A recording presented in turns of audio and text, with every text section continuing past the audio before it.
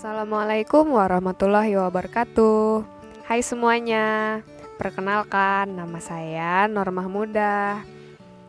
Hari ini saya akan menjelaskan sedikit tentang tindakan dilatasi jalan lahir. Laserasi jalan lahir merupakan robekan yang terjadi pada perineum saat bayi lahir secara spontan maupun dengan menggunakan alat-alat tindakan.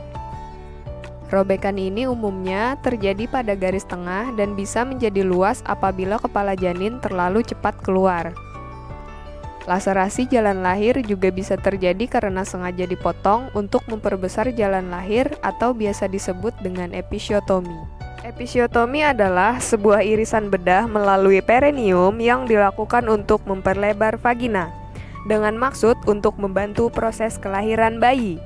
Pelebaran ini dapat dilakukan di garis tengah atau dari sebuah sudut dari ujung belakang dari vulva.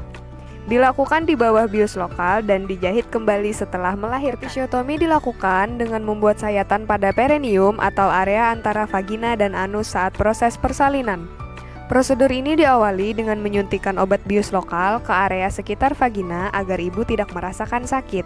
Selanjutnya, dokter atau bidan akan membuat sayatan di vagina dan perineum yang nantinya akan dijahit setelah bayi dilahirkan. Penyebab robekan jalan lahir.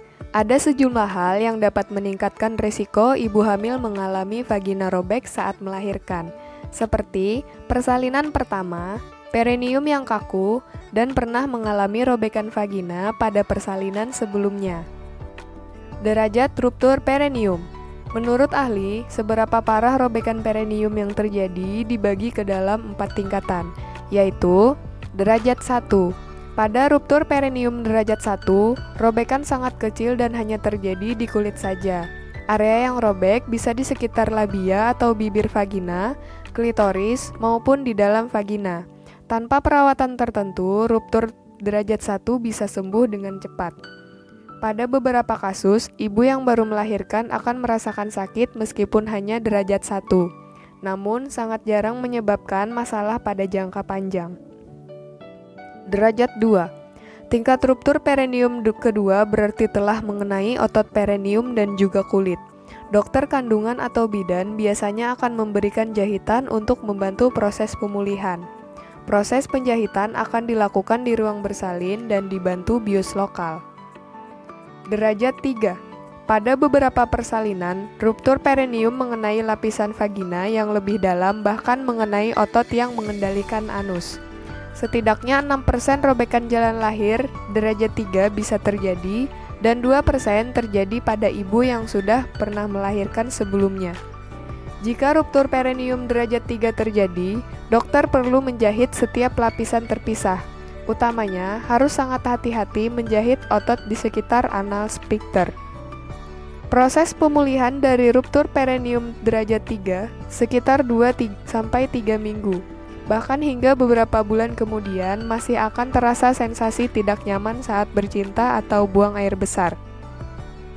Derajat 4. Ini adalah tingkatan tertinggi dalam robekan jalan lahir, namun paling jarang terjadi.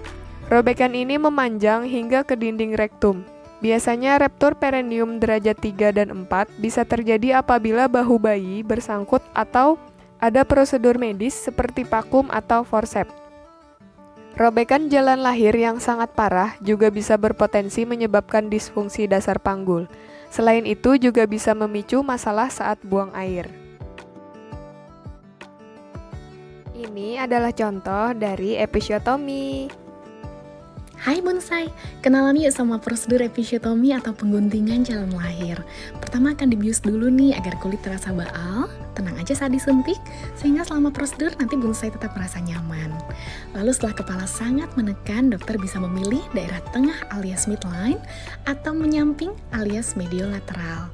Prosedur ini nggak rutin ya dan nggak selalu.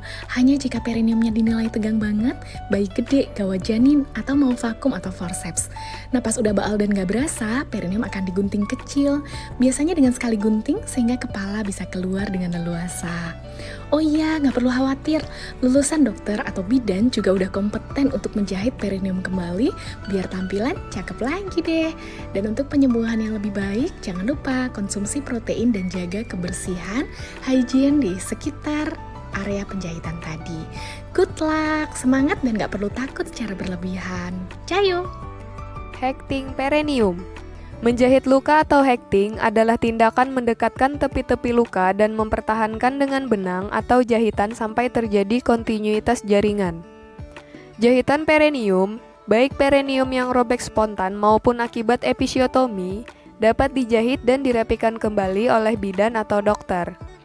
Hekting atau penjahitan dilakukan pada kala 4 persalinan atau sesudah plasenta dilahirkan. Ketika itu, biasanya ibu sedang asik melakukan inisiasi menyusui dini atau IMD bersama bayi yang diletakkan di dada ibu. Ibu pun tidak merasakan sakit karena sebelum dijahit diberi injeksi anestesi. Jahitan perineum pun ada jenisnya, misalnya jahitan interruptus untuk membuat simpul, jahitan kontinu atau jelujur, dan jahitan subkutikular atau pada kulit. Selain itu, jumlah jahitan bervariasi tergantung derajat robekan pada perineum. Ini adalah contoh dari hekting perineum.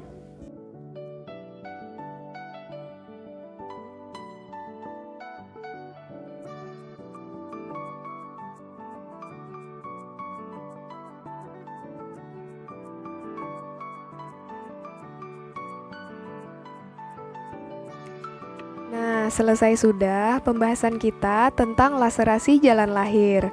Semoga beberapa hal yang saya sampaikan ini bisa bermanfaat untuk kita semua.